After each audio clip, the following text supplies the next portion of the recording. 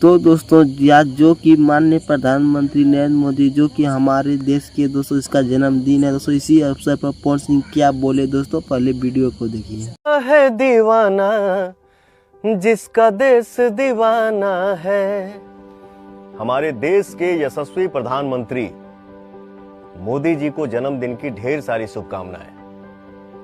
भगवान उन्हें स्वस्थ और दीर्घायु बनाए ताकि वो इसी तरह देश की सेवा करते रहें। जय भारत, जय बिहार।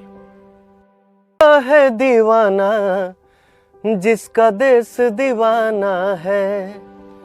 हमारे देश के यशस्वी प्रधानमंत्री मोदी जी को जन्मदिन की ढेर सारी शुभकामनाएं। भगवान उन्हें स्वस्थ और दीर्घायु बनाए ताकि वो इसी तरह देश की सेवा करते रहें। जय भारत, जय बिहार। तो दोस्तों आप लोग ऐसे लेटेस्ट अपडेट को देखने के लिए हमारे चैनल को अभी तो सब्सक्राइब नहीं किया, सब्सक्राइब कर लीजिए दोस्तों। आपके लिए मिलते हैं नेक्स्ट वीडियो में दोस्तों, धन्यवाद।